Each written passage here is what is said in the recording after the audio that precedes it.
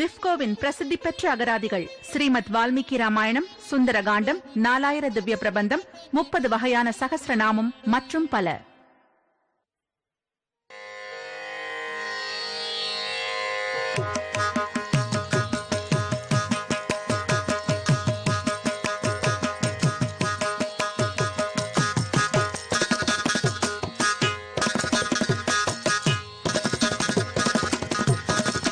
பல்லாண்டு பல்லாண்டு பல்லாயிரத்தாண்டு பல கோடி நூறாயிரம்.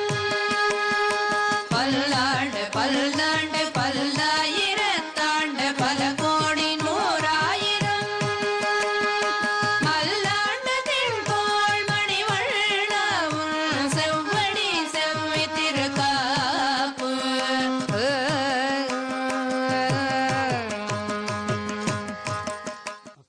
अस्मत्गुरुसमारम्भां यतिशेखरमध्यमां लक्ष्मीवल्लभपर्यन्तां वन्दे गुरुपरम्पराम्.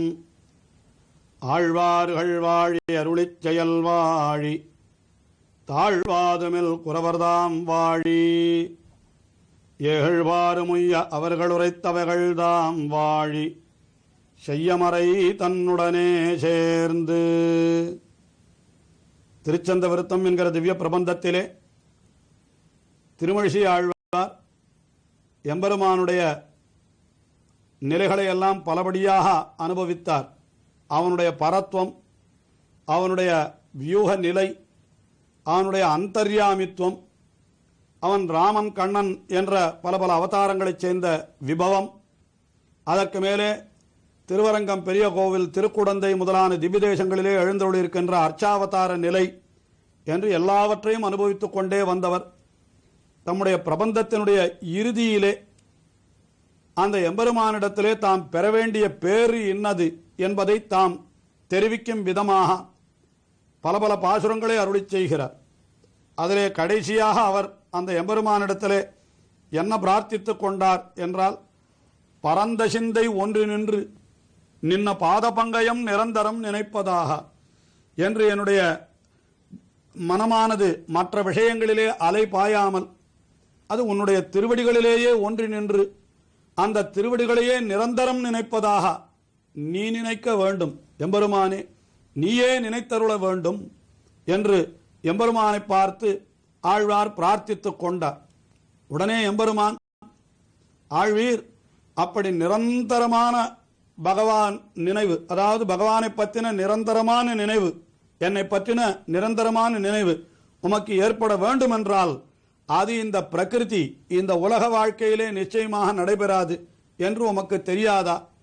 இந்த உலகத்தை விட்டு நீ பிரிந்து சென்ற பிற்பாடன்றோ உமக்கு அப்படிப்பட்ட நிலை பரமபதத்திலே கிடைக்கும். இந்த உலகத்திலே இருக்கிற பொழுது நாமும் பகவானை நினைக்கிறோம் என்றாலும் கூட ஏதோ சில நாழிகை பகவானை நினைக்கிறோம். உடனே நமக்கு இந்த உலக தொடர்பு நினைவுக்கு வந்து விட்டதானால் அந்த விஷயங்களிலே நெஞ்சு சென்று விடுகிறது. மறுபடியும் எப்பொழுதோ சத்தம் தலையெடுக்கிற காலத்திலே பகவானை நினைக்க தொடங்குகிறோம் என்று வேண்டுமானால் இப்படி செல்லலாமே தவிர பகவானை பற்றிய நினைவு தவிர வேறு எந்த நினைவும் இல்லாமல் இருக்க வேண்டும் என்றால் அது இந்த உலகத்திலே கிடைக்காது என்றுதான் நாம் நினைக்க வேண்டி இருக்கிறது. அதைத்தான் ஆழ்வாரும் புரிந்து கொண்டார்.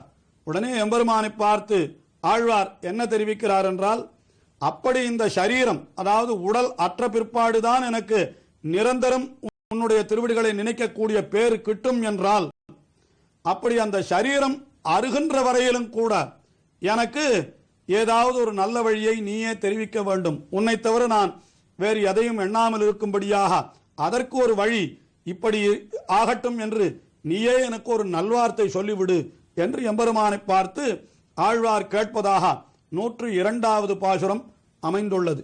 விழ்விலாத காதலால் விளங்கு பாத போதில் வைத்து உள்ளுவேனதூன நோய் ஒழிக்குமா தெழிக்கு நீர் பண்ணியாய வெண்ணி வீர பொன்னினால் தொள்ளுநீர் வரம்பு செய்த தோன்றலொன்று சொல்லிடே. எம்பெருமான் எப்படிப்பட்ட செயல்களை எல்லாம் செய்தவன் என்னால் அவன் செய்த செயல்கள் அடியவர்களை காப்பதற்காக அவன் எவ்வளவு செயல்களை செய்திருக்கிறான், எதற்காக இப்பொழுது அவற்றையெல்லாம் தெரிவிக்கிறார் என்றால், அப்படிப்பட்ட அந்த செயல்களை எல்லாம் செய்தவன் தனக்கும் கூட இப்படிப்பட்ட காரியத்தை செய்வான் என்பதனாலே அவனை தெரிவிக்கிறார். அவன் என்ன செய்தான் என்னால் தெழுக்கு நீர் பள்ளிமாய பன்றியாயா என்று. தெழுக்கு நீர் பள்ளிமாயா என்றால் தெழுக்கு நீர் கொந்தளிக்கின்ற கடலாம், எப்பொழுதும் அலையறிகின்ற கடல். அந்த கடலிலே பள்ளிமாய என்னால் பள்ளி கொண்டிருப்பவன். திருப்பார்கடலிலே எம்பெருமான் சயனித்துக் கொண்டிருக்கிறான் என்னால் எதற்காக சயனித்துக் கொண்டிருக்கிறான்? ஐயோ என்று நாம் கூப்பிட்டால் நம்முடைய கூக்குரல் காதிலே விழ வேண்டுமே என்பதற்காகவன்றோ அங்கே சயனித்துக் கொண்டிருக்கிறான். ஆகையினாலே அன்றோ அந்த இடத்திற்கு கூப்பீடு கேட்கும் இடம் என்றும் கூட அப்படி ஒரு பெயரிடப்பட்டிருக்கிறது. ஆகையினாலே பள்ளிமாயா என்று அவனை தெரிவித்தார். அதற்கு மேலே பன்றியாயா என்னால் பன்றியினுடைய உருவத்தையும் எடுத்தான். எதற்காக? இந்த உலகத்திற்கு அசுரர்களாலே ஆபத்து ஏற்பட்ட பொழுது அந்த பூமி பிராட்டியை அந்த கடலிலிருந்து மீட்பதற்காக ஒரு வராகமாக அவன் வந்து அந்த பூமியை மீட்டு ரட்சித்தான் என்று அதையும் தெரிவிக்கிறார். இந்த இடத்திலே மகா வராகமாய் திருவவதரித்தவனே என்கிறார். அதற்கு மேலே வென்றி வீரா. வென்றி வீரா என்னால் வெற்றியை உடைய வீரன். ஆக எம்பெருமான் எந்த செயலிலே இறங்கினாலும் அவனுக்கு வெற்றியை தவிர வேறு இல்லை அல்லவா, அதை தெரிவித்தார். அதற்கு மேலே குன்றினால் துள்ளு நீர் வரம்பு செய்த தோன்றல் என்றால் குன்றினால் மலைகளை அடைத்து அந்த கடலை அணை கட்டினான் அல்லவா, அதை தெரிவிக்கிறார். குன்றினால் வரம்பு செய்தார், அந்த கடலுக்கு ஒரு வரம்பு அணை கட்டினான் எம்பெருமான். அது ராமாவதாரத்திலே செய்த செயல். ஆக இப்படி திருப்பார்கடலிலே சயனித்துக் கொண்டிருக்கிறவன், அதே போல வராக அவதாரம் எடுத்தவன், அந்த கடலிலே அணை கட்டினவன் என்று இவர்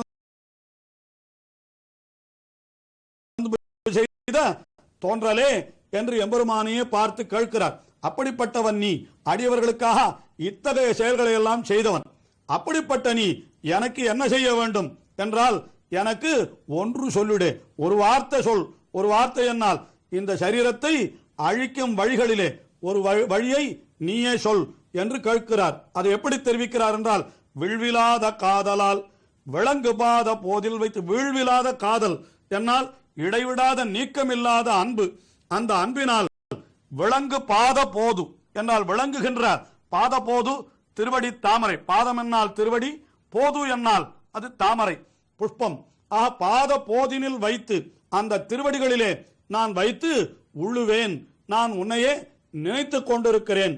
அப்படிப்பட்ட என்னுடைய ஊன நோய், ஊன நோய் என்னால் ஊன நோய் அதாவது இந்த ஊனாகிற நோய் என்றும் கூட பொருள் கொள்ளலாம். அதாவது மிகவும் தாழ்ந்த நோயான இந்த உடல், இந்த உடலானது ஒழிக்குமா, இந்த சரீரமானது நீங்கும்படியான ஒரு வழி என்ன என்பதை நீயே தோன்றலே நீ எனக்கு சொல்லிடு, நீயே எனக்கு உன்னுடைய திருவாயாலே சொல்லிடு என்று எம்பெருமானை பார்த்து ஆழ்வார் கேட்டார் இந்த பாசுரத்திலே.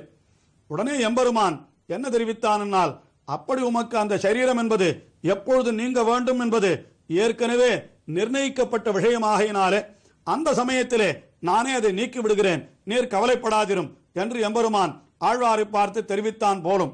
உடனே ஆழ்வார் என்ன தெரிவிக்கிறார் என்றால், அப்படி அது என்றைக்கு நீங்குகிறதோ நீங்கட்டும், ஆனால் அது நீங்குகிற காலம் வரை உன்னுடைய திருநாமங்களையே நான் சொல்லிக் கொண்டிருக்கும்படியாக எனக்கு நீ அருள் புரிய வேண்டும் இந்த உலகிலே என்று அடுத்த பாசுரத்திலே 103வது பாசுரத்திலே ஆழ்வார் பிரார்த்திக்கிறார். திருக்கலந்து சேருமார்பா தேவ தேவ தேவனே இருக்கலந்த வேத நீதி ஆகி நின்ன நின்மலா அரை கலந்த காலமேரா மேனியாய நின்பயர் ஒரு கலந்தொழிவிலாது உரைக்குமாறு. எம்பெருமானே, உன்னுடைய திருமேனி, உன்னுடைய திருநாமம், இவை இரண்டையும் நான் மறவாமல் எப்பொழுதும் அவற்றையே உரை செய்யுமாறு எனக்கு நீ அருள் செய்ய வேண்டும் என்பதற்கு அந்த எம்பெருமானை பார்த்து என்ன தெரிவிக்கிறார்? திருக்கலந்து சேரும் மார்பா என்று பெரிய பிராட்டியாரை திருமார்பிலே உடையவன், திரு கலந்து சேரும் மார்ப என்றார். அதாவது பிராட்டி அவனுடைய திருமார்பிலே எழுந்தருளி இருக்கிறபடியினாலே நிச்சயமாக நமக்கு புருஷகாரம் பண்ணி பேற்றை தந்து விடுவாள், பெற்று தந்து விடுவாள் என்கிறார். அந்த அர்த்தத்திலே திருக்கலந்து சேரும் மார்ப. அப்படி பெரிய பிராட்டியாரோடு அவன் சேர்ந்திருக்கிறபடியினாலே அவன்தான் தேவதேவ தேவனே என்று, தேவர்களுக்கெல்லாம் தேவன் என்று அவனுக்கு அடையாளம் காட்டி கொடுப்பதே இந்த திருமார்பிலே இருக்கிற அந்த பெரிய பிராட்டியார் தானே என்று தெரிவித்தார். அதற்கு மேலே திருக்கலந்து சேருமார்ப தேவ தேவ தேவனே, இருக்கலந்த வேத நீதி, இருக்கு கலந்த வேதம் என்றால் ருக்குகள், அந்த வேதத்திலே இருக்கக்கூடிய அந்த பகுதிகளுக்கு ரிக் என்று பெயர். அதாவது நாம் பாசுரம் என்றும் ஸ்லோகம் என்றும் சொல்லுகிறோம். வேதத்திலே இருந்தால் அது ரிக் என்று சொல்லப்படும். அப்படிப்பட்ட இருக்கு கலந்த வேதநீதி ஆகிய நின்மலா என்று எம்பெருமானை பார்த்து சொல்லுகிறார். அப்படி இருக்கக்கூடிய எம்பெருமான், அந்த எம்பெருமான் எப்படிப்பட்ட திருமேனியை உடையவன் என்றால் கருக்கலந்த காளமேகமேனி. கருக்கலந்த காளமேகம் என்னால் அதாவது நன்றாக நீர் கொண்ட காளமேகம், அது நீரை கருவிலே கொண்ட மேகம் என்னால் மிகவும் கருப்பாக இருக்கும் அல்லவா, அது போன்ற திருமேனியை உடையவனாம் எம்பெருமான். அதைத்தான் தெரிவிக்கிறார், கருக்கலந்த காளமேக மேனி.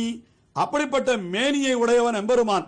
அந்த மேனியாய என்றால் மேனியை உடையவனே, நின் பெயர் உன்னுடைய திருநாமத்தையும் உருக்கலந்து உன்னுடைய திருமேனியோடு சேர்த்து ஒழிவிலாது உரைக்குமாறு, நான் இடைவிடாமல் உன்னுடைய திருநாமத்தையே சொல்லிக் கொண்டிருக்குமாறு எனக்கு உரை செய், ஒரு வழியை சொல்லு, நீயே உன்னுடைய திருவாக்காலே சொல்லு.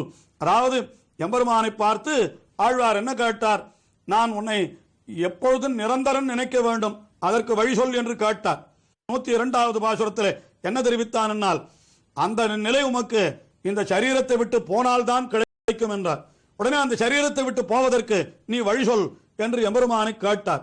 உடனே எம்பெருமான் என்ன சொன்னான், அதற்கு வழி இப்பொழுது சொல்ல முடியாது, அந்த சரீரமானது என்றைக்கு கழிய வேண்டும் என்று நான் நினைத்திருக்கிறேனோ அன்றைக்குத்தான் கழியும் என்று எம்பெருமான் தெரிவிக்க, அப்படி உன்னுடைய சங்கல்பத்தாலே என்றைக்கு இந்த சரீரத்தை விட்டு நீங்கிறேனோ நீங்கட்டும், ஆனால் அதுவரை நான் உன்னுடைய திருநாமத்தையும் உன்னுடைய திருவடிவையே உன்னுடைய வடிவையே நெஞ்சில் வைத்துக் கொண்டு உன்னுடைய திருநாமத்தையே நான் சொல்லும்படியான அந்த பாக்கியத்தையாவது எனக்கு கொடு.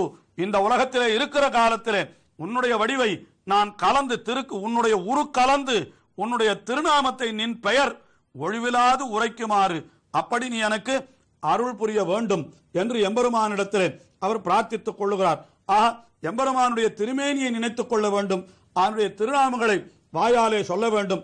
இதுதான் நாம் செய்ய வேண்டிய காரியம் இந்த உலகத்திலே இருக்கிற நாள்களிலே என்பது போல இப்படி அதை பிரார்த்தனையாக ஆழ்வார் இந்த பாசுரத்திலே வெளியிட்டார்.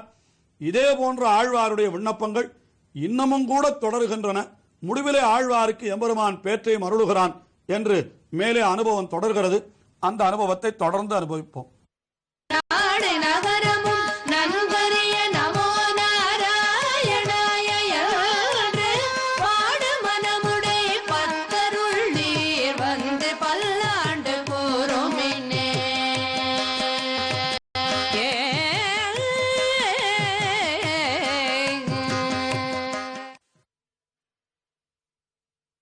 லிஃப்கோ சேரிட்டிஸ் ட்ரஸ்ட் பக்தியுடன் வழங்கும் பகவத் ராமானுஜ சகஸ்ராப்தி